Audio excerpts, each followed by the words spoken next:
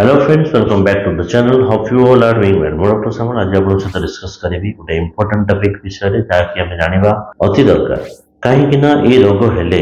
पृथ्वी रे कोनोसी लोक आज जाय बंची नाहंती बा याको बंचेबा बहुत असंभव होते এবং से रोगटी होची जलांतक रोग बा रेबिस डिजीज काहे कि एते इंपोर्टेंट अछि ए विषय जानिबा कुकुर कामुडले गाने कोन करंती पीठरे मंत्र थाली बसई दियंती केसम करे से थाली खसी पड़े এবং ସେମାନେ भावंती कि आम देहर विष छाड़ी गला कुकुर विष आम देहर नाही किछि लोक माने एते खामख्याल थांती कि हां एटा तो आम घर कुकुर नाही मते जमा कामुनी मो टिके खाली आंचुडी देछि मो देहर कोनसी रक्त तो काई बाउनी खाली टिके जळुछि ଏବଂ କିଛି ଲୋକ ମଧ୍ୟ କହନ୍ତି ଏଟା ଆମ ଘର କୁକୁର କିଛି ବି ହବନି ଭ୍ୟାକ୍ସିନ ନେବା କିଛି ଆବଶ୍ୟକ ନାହିଁ କେବଳ ଗୋଡ଼ ଟିକେ ବେଶୀ ମାତ୍ରାରେ ଖାଇଲେ ବିଷ ପୁରା ଛାଡ଼ିଯିବ ଏମିତି କିଛି ଲୋକମାନଙ୍କର ଧାରଣା ଥାଏ ଏବଂ ସେଇ ଖାମଖିଆଲି ଗୁଣ ବା ଅନ୍ଧବିଶ୍ୱାସ ଯୋଗୁଁ କମ୍ପ୍ଲିଟ୍ ଟ୍ରିଟମେଣ୍ଟ କରିପାରନ୍ତିନି କମ୍ପ୍ଲିଟ୍ ପ୍ରିଭେଣ୍ଟେବଲ୍ ଟ୍ରିଟମେଣ୍ଟ ନ ହେବା ଦ୍ୱାରା ପରବର୍ତ୍ତୀ ସମୟରେ ଏହି ରୋଗ ଦେଖାଯାଏ ଏବଂ ଏହି ରୋଗର ଲକ୍ଷଣ ଯଦି ପେସେଣ୍ଟ ପାଖରେ ଦେଖାଯାଉଛି ତ ସେ ପେସେଣ୍ଟକୁ ବଞ୍ଚାଇବା ଅସମ୍ଭବ ତ ସେଥିପାଇଁ ଆଜି ମୁଁ ଗୋଟେ ଭିଡ଼ିଓ ସେୟାର କରିବି ଯେଉଁଥିରେ ଦେଖିବା ଜଳାନ୍ତକ ରୋଗର ଲକ୍ଷଣ କ'ଣ ପ୍ରକୃତରେ କ'ଣ ସେ କୁକୁର ଭଳି ହୁଏ କି କୁକୁର ଭଳି ଭୁକିବା କୁକୁର ଭଳି କାନ୍ଦିବା ସେମିତି ହୁଏ କି ବା ଅନ୍ୟ କ'ଣ ସବୁ ସିମ୍ପଟମ୍ସ ଅଛି ସେ ଭିଡ଼ିଓରେ ଦେଖିବା ଏବଂ ଜଳ ତା ପାଇଁ କେତେ ଆତଙ୍କ ସୃଷ୍ଟି କରେ ଜଳର ଆତଙ୍କ ଯେଉଁ ରହୁଛି ଜଳାନ୍ତକ ସତରେ କି କ'ଣ ସେମିତି ହୁଏ ସେ ଭିଡ଼ିଓରେ ଦେଖି ଜାଣିବା ସାଧାରଣତଃ ରେବିସ୍ ରୋଗ ଆମ ପାଖରୁ ରେବିସ୍ ଇନଫେକ୍ସନ ଥିବା ପଶୁମାନଙ୍କର ଆସିଥାଏ ଯେମିତିକି ଯେଉଁ ପଶୁମାନେ ଘରେ ଅଛନ୍ତି ଯେଉଁମାନଙ୍କୁ ଭ୍ୟାକ୍ସିନ ଦେଇନୁ ଯେମିତିକି କୁକୁର ବିଲେଇ ଠେକୁଆ ଇତ୍ୟାଦି ସେମିତି କିଛି ବୁଲା କୁକୁର ବଣ ବିଲୁଆ ବଣ କୋକିଶିଆଳି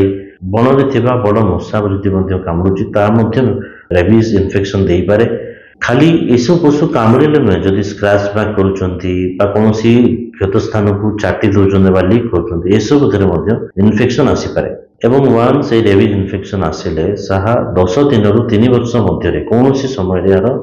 ଲକ୍ଷଣ ଦେଖାଦିଏ ଏବଂ ସେ ଲକ୍ଷଣ ଦେଖାଦେଲେ ସେ ପେସେଣ୍ଟକୁ ବଞ୍ଚାଇବା ବହୁତ କଷ୍ଟ ହୋଇପାରେ ରେବିସ୍ର କୌଣସି ଟ୍ରିଟମେଣ୍ଟ ହେଇପାରିବ ନାହିଁ ୱାନ୍ସ ଯଦି ରୋଗ ଡେଭଲପ୍ ହେଉଛି ତାକୁ ଟ୍ରିଟମେଣ୍ଟ କରିବା ଅସମ୍ଭବ କିନ୍ତୁ ଏହାକୁ ଆମେ ପ୍ରିଭେଣ୍ଟ କରିପାରିବା ସମ୍ପୂର୍ଣ୍ଣ ଭ୍ୟାକ୍ସିନେସନ ଦ୍ୱାରା ଏବେ ଜାଣିବା କୁକୁର କାମୁଡ଼ିଲେ ବା ରେବିଡ୍ ଆନିମାଲ କାମୁଡ଼ିଲେ ଆମେ କ'ଣ କରିବା ଦେଖନ୍ତୁ କୌଣସି ଆନିମାଲ ବାଇଟ୍ ଏକ୍ସପୋଜର ହେଲେ କୌଣସି ରେବିସ୍ ଭାଇରସ ଇନଫେକ୍ସନ ଏକ୍ସପୋଜର ହେଲେ ନିଶ୍ଚିତ ଭାବରେ କ୍ଷତ ସ୍ଥାନକୁ ରନିଂ ଟେପ୍ ୱାଟରରେ ଧୁଅନ୍ତୁ ମାନେ ରନିଂ ଟେପ୍ ୱାଟର ଧୋଇଲେ କ'ଣ ଭାଇରସର ଲୋଡ୍ କମିଯିବ ଭାଇରସ ମଧ୍ୟ ଧୋଇ ହେଇଯିବ ସାବୁନ ମାରି 10 ରୁ 15 ମିନିଟ୍ ଏଇଭଳିଆ ରନିଂ ଟେପ୍ରେ ଧୁଅନ୍ତୁ ତାପରେ କୌଣସି ଡାକ୍ତରଙ୍କୁ ପରାମର୍ଶ ନେଇ ତାର शेड्यूल्ड वैक्सीनेशन नियंतु दरकार हेले तार इम्यूनोग्लोबिन मध्य दिया जाई पारे यदि तार क्षत अधिक थाए कैटेगरी बाइट्स अनुसार तार इम्यूनोग्लोबिन मध्य दिया जाई पारे 100% याको प्रिवेंट करा जाई परिबो यदि आपण अति शीघ्र डाक्टर को परामर्श नै वैक्सीनेशन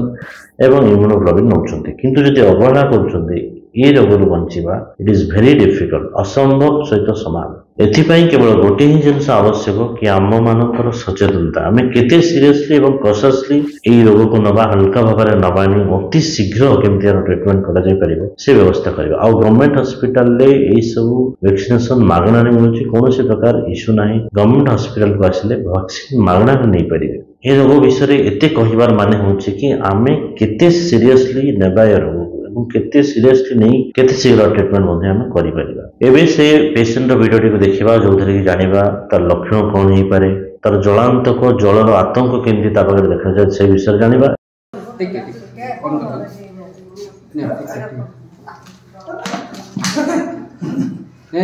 ठीक है तो बोलला में ए हाथ दिया ठीक फोटो रे दे दे